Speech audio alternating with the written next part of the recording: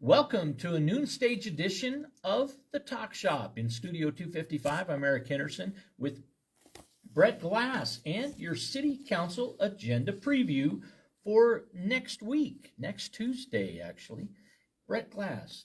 Yes. Hello, Laramie. This is your preview of next week's City Council meeting, which is going to be held in the City Council chambers at 406 Ivinson Avenue next Tuesday night, beginning at 6:30 p.m. There's a pre-council meeting starting at 6:15. You can attend the meeting by going to 406 Ivinson Avenue. You can also watch it on YouTube, on the city's YouTube channel. Just search for City of Laramie.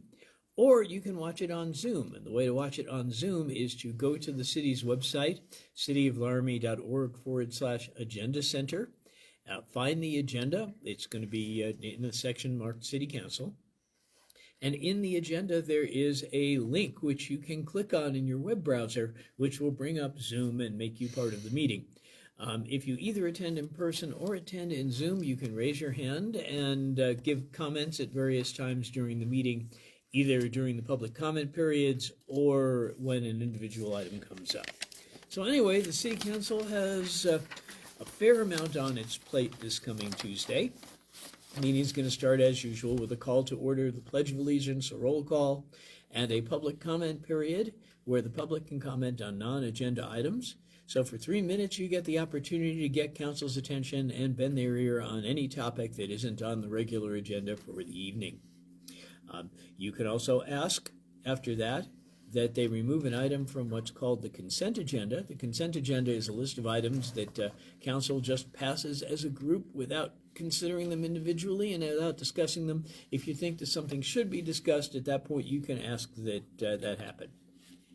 So anyway, after those two public comment items, the council will hold a public hearing.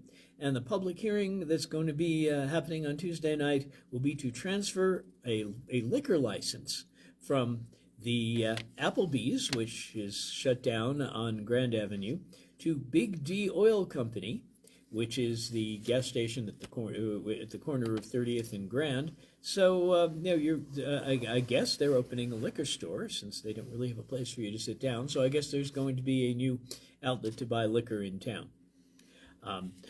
Monthly staff recognition comes next. The Lark dispatch supervisor, who is the person who either answers when you call 911 or arranges for someone to answer when you call 911, is going to be honored at the staff recognition during the staff recognition item. Then there will be the approval of the consent agenda. And the consent agenda, as I mentioned, is a list of items that are passed without discussion. There are a lot of minutes from boards and commissions which are going to be accepted. So liquor licenses which are going to be used for special events, cemetery deeds, a memorandum of understanding with Albany County for victim witness services. Apparently, they're going to merge what's done in the city courts with what's done over at in the courts in the county courthouse. A memorandum of understanding between the city and the Laramie Police Department Foundation. And then one interesting item, which is amending the City Council Rules of Procedure. And you might think that this only has to do with the way that meetings are conducted, but in this case, there's one very significant item there, which has to do with the town hall meetings that the city has been holding. Now, normally, in the past, they have held them on the 5th Tuesday of months when there was a 5th Tuesday, which doesn't happen all the time. And this has made them irregular. It's put them in odd places, odd times of year, such as the last week of December, which last year was canceled because it was between Christmas and New Year's, and not many people would have found it convenient to attend. And so what they're going to do now is that they're going to have quarterly town hall meetings, and according to the item, they're going to occur on March, June, September, and December, on a day of the week other than Tuesday, and in different locations around the city. They've used They've used locations such as fire stations in the past, and so we will get more regular town hall meetings, and they will be at more convenient times. So even though we won't have the fifth Tuesday meetings, we'll still have the opportunity to meet with council, and hopefully that'll turn out to be a good thing. Another change to the council procedures I think is significant. In the prior rules of procedure, when a member of city council wanted to introduce an item for the council's consideration, they had to present it to staff, and staff, the city bureaucrats, would go around to the council members and say, and sort of get a consensus as to whether they were interested in this item. And it would go through staff. It had to go through staff because Wyoming has an open meetings law. The open meetings law says that a member of council can't go and lobby a quorum's worth of other council members to support an item. If they do, it's considered to be a meeting, even if they do it individually by telephone or by email. And so it was very tough for a member of city council to convince the staff that this is something which the whole council should hear about. So instead, they've established a more formal and more open procedure for this. A council member at a work session can get one other council member to agree to second it if it comes up, and then they can put staff to work on drafting the item. So this is definitely an improvement. This is, I think, a major change which is going to encourage council members to bring items forward that the public asks for. On the consent agenda, also, there is an item, scheduling of meetings, and a whole list of work session topics which you can review if you look at the agenda on the website. And then, finally, we get to the regular agenda. And on the regular agenda, there are a few interesting items. One of them is the award of a contract for 600 water meters for the meter replacement program. This is an ongoing thing. The city has gradually been replacing all of the city's water meters with smarter water meters. Most of them can already be read remotely. This gives them the opportunity to do a little more with them, and also to be able to tell if you have a leak. If you have a leak, maybe you have a toilet that's running on that you don't know about. You have a leak in your basement, someplace where you can't see it. They're able to more easily detect that and let you know before your water bill goes through the roof. So this is a necessary expense for the city utilities, and it's a good thing. They're going to consider, having done the public hearing, the transfer of that liquor license I was talking about before. And then there is another very interesting item, Resolution 2026-22, and the title says, authorizing a site lease and facilities sublease agreement. So it sounds like the city is leasing something, or it's having something leased from it, but that is not really what's going on. There's a story behind this one, and it's interesting, and it's important that the public know about it. The city has begun to renovate City Hall and the City Hall Annex, which is the old Carnegie Library that sits behind it, in the block between Ivinson and Grand, between 4th and 5th Streets. And, well, it turned they were going to do this using special purpose tax funds, basically your sales taxes. And unfortunately, they estimated the cost of doing the renovations by a whole $2 million. I guess the offices are going to be pretty cushy if they need that much money, or if they underestimated it by that much. But in any case, they want to make up the shortfall. And the way they want to make up the shortfall is to borrow money. Now, the state constitution of the state of Wyoming says that if a city wants to borrow money, it has to go out and put the question to the voters before it can do that. If it wants to borrow money in any manner, the city has to go to the voters. Well, unfortunately, the city apparently does not want to go to the voters on this issue, does not want to issue bonds. Instead, it is doing a strange sort of leasing and leaseback agreement. And it's not entirely clear that this is legal or constitutional, so it's important that the public know about it and be able to comment about it. What they are doing is they are leasing City Hall to a bank. And then the bank is leasing City Hall back to the city. Only the city is paying more rent than the bank is paying. And so, in effect, what's going on is that the bank has become the city's landlord and is making a profit off of the city. And they've designed this so that the profit, the percentage, is about the same amount as the interest on a loan. It's a little more than 4%. Unlike a loan, though, it's with a loan you gradually pay off some of the principal, and and the interest goes down. But in this sort of arrangement, the interest never goes down because it's not really interest. Again, it's literally a profit that the bank is making, and so and so for the entire length of the agreement, and they're talking about doing this for 7 years, the city is paying 4%. Now, 4% of $2 million is $80,000 a year, and they're going to be paying this for 7 years. So we're talking about more than $500,000 to get this money for the renovation, in addition to what they're already spending on the renovation. This is very controversial.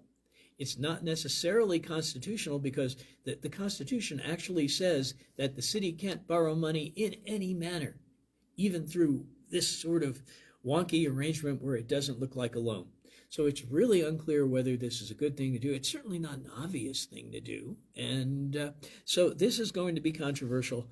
I don't know if anyone is going to really have cause or motivation to sue the city over it, but it's not, it doesn't really seem kosher to me. I really think that the city should put this to the voters. Maybe it should issue a bond, and maybe if it did issue a bond, it would get a better deal on the money. Brett, it bears two considerations. One, I want to go back to, why do we have a $2 million difference that has to be covered?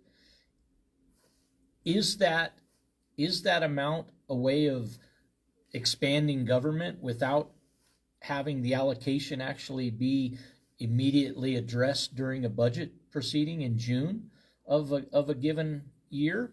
It could be, and it should be looked at. The second is with respect to the way that this item is presented on the agenda. It gives very little detail to the public without diving in to the PDFs and the 4 additional sources of information that are pertinent to this particular agenda item. Therefore, most of the public would skate right by it without notice. Yes, and what's more, it's a resolution, it's not an ordinance, and therefore all it takes is 1 reading before council, not 3. So there's very little opportunity for the public to notice this and provide input on it. So again, this is a way of doing an end run around democracy. The Constitution says that the people are supposed to approve this at the ballot box, just as they're supposed to approve a stormwater drainage utility at the ballot box. So we're seeing a consistent pattern here where instead of going to the voters when the law really says they should, the city is trying to find a way around the voters to do what it wants. As for why the city is $2 million short on the renovation, well, I don't know. Maybe they just underestimated. Maybe they decided after they got going with the project that they wanted fancier digs. Maybe they wanted their offices to be as nice as the new ones in the Municipal Operations Center north of town.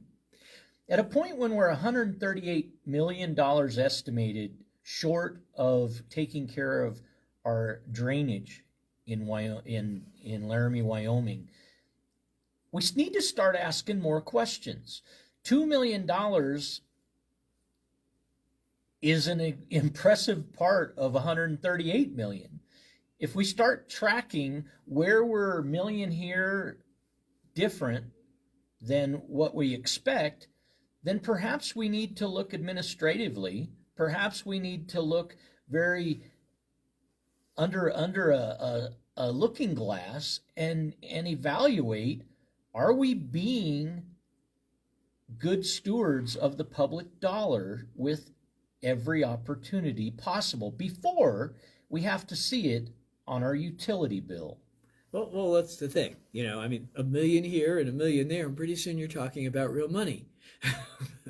It is a real concern, and the bigger concern is the voters are not being asked when they should be asked. Maybe we'd approve this. Maybe when we heard all the facts about the renovation, we decide, well, maybe it's worth it to throw more money into the old Carnegie Library and into City Hall. But we're not. It amounts to a loan, doesn't it? It does amount to a loan, but again, it's actually worse than a loan because the interest never goes down over the entire period. And we've essentially mortgaged City Hall. And that's a little scary to think about. So again, this is very controversial. I do not know if there's going to be any, again, the only mechanism to question this is for somebody to sue the city and say you violated the law, and then take this probably clear up to the Supreme Court because it's a constitutional issue. And said probably no one is going to do that, and so the city will get away with violating the Constitution, which I think is a shame. It really shouldn't be that government violates the law more than anyone else, but lately on all levels of government that seems to be true. Brett, it seems in 2 years I cannot recall the discussion coming up to lease city property. Yeah. Oh, the city definitely does lease property under certain circumstances. But this, again, the purpose of this arrangement is not really to lease it because it gets leased right back. Were requests for proposals put out to the public for such a offering for all people to consider whether or not they might be lender to the city? The literature that comes along with the resolution, and if you go to the Agenda Center and click on the links, say that they shopped this out to several banks. They only shopped it out to banks because, again, what it really is a loan. And so they didn't consult anybody else. State statute says that if it were capital equipment, they'd be required to put out a formal RFP, solicit all comers to possibly supply what they wanted. But this isn't a physical object, and this is again essentially a loan.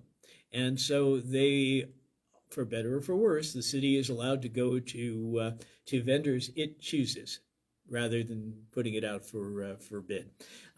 What it would have been better, perhaps, although there might have been a little more upfront cost, if the city had issued a bond or multiple bonds, because you might be able to pay less interest. After all, they're tax-exempt bonds. Certainly might have been clearer what was going on. But again, this is sort of a strange, complicated Rube Goldberg kind of a deal. And again, it just doesn't feel right. It feels, for me personally, it feels kind of fishy. And I would rather see our city government not do things like this. I'd rather see them be very open and honest and straightforward about the fact, oops, we want to spend more money, we want to borrow it.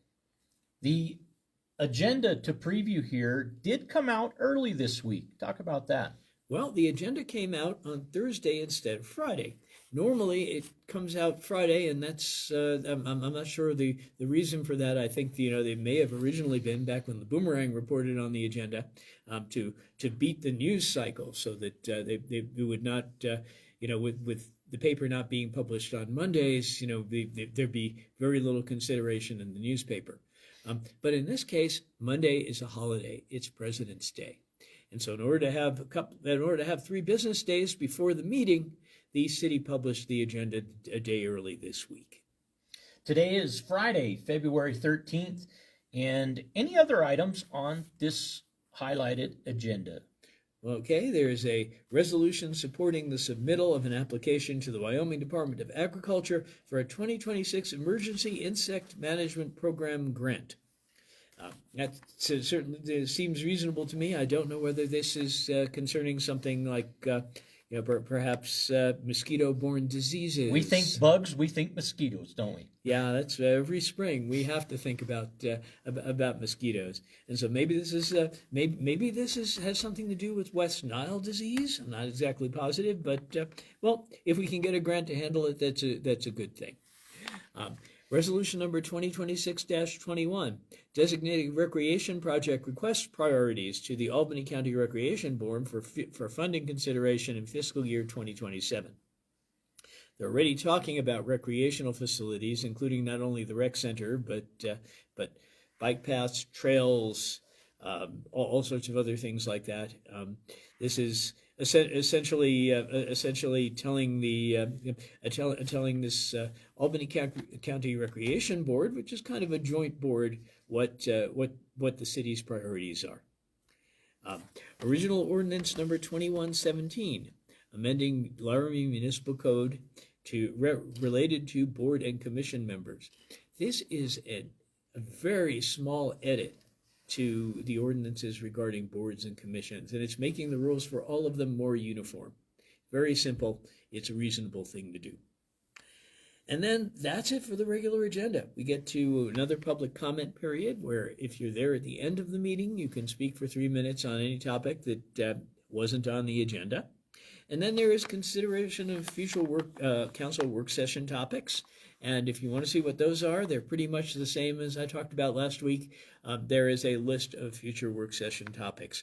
Most of them have to do with financial transparency on the part of the city and their civic sense agenda, where we're going to be revealing more of the city's internal finances to the public.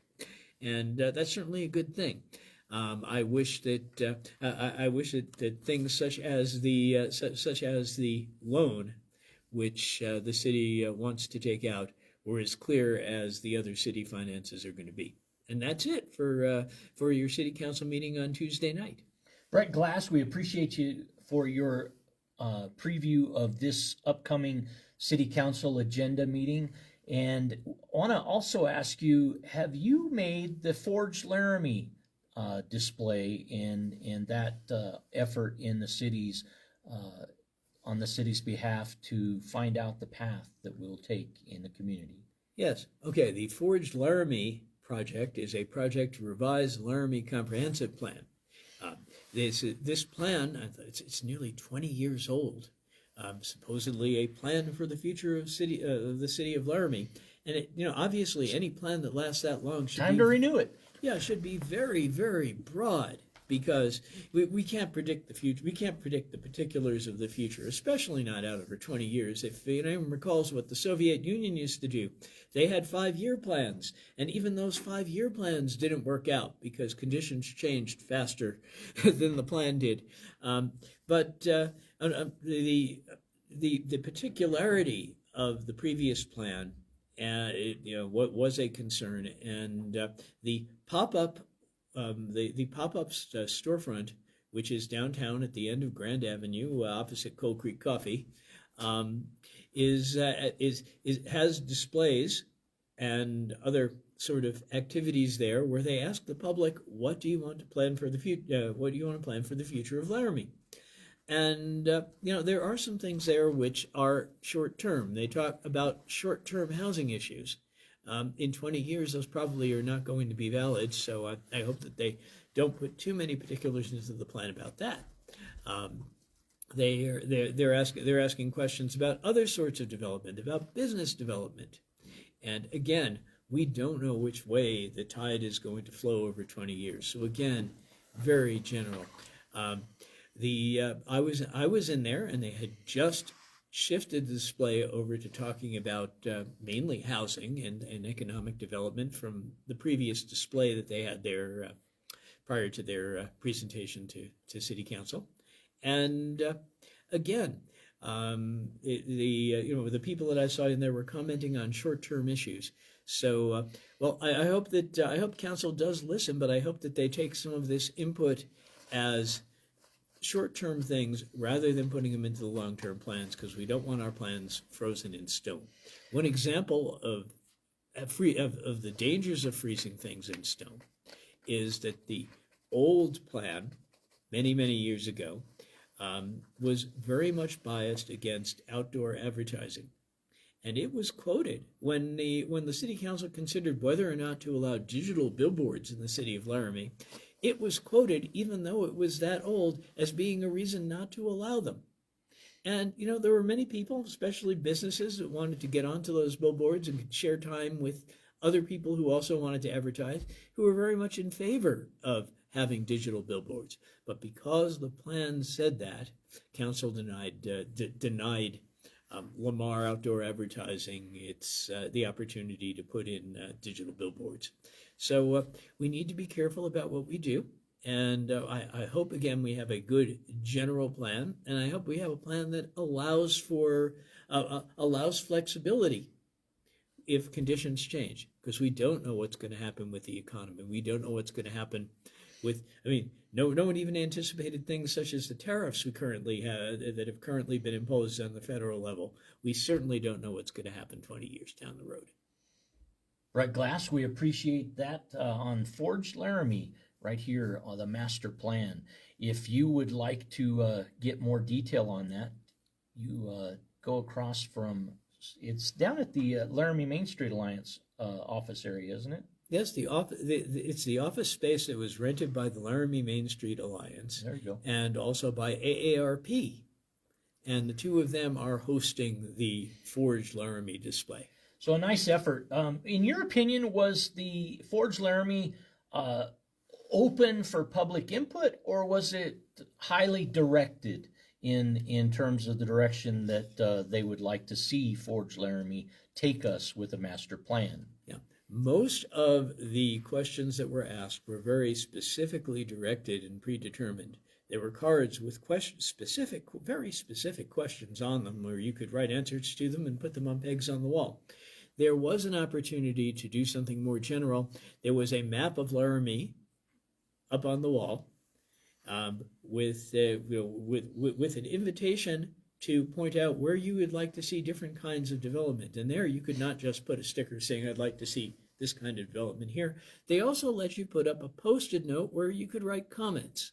And this was really the only opportunity for open comment in the entire display.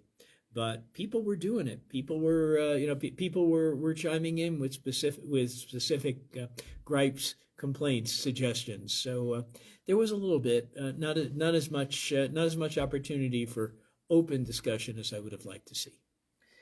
If you are interested in what's happening in Laramie, Wyoming, well, we'd like to remind you that Albany County Relay for Life daffodil and tulip sales, those pre-orders close today. Pam Brecken and Suzanne Luer in the talk shop reminded us that 760-4753, the phone number to order your Relay for Life daffodil and tulips. And those will be delivered on or around March 24th. Then tomorrow, it's the 13th annual Sportsman's Raffle. The University of Wyoming Fieldhouse will be the location of that. Doors open at 5 p.m.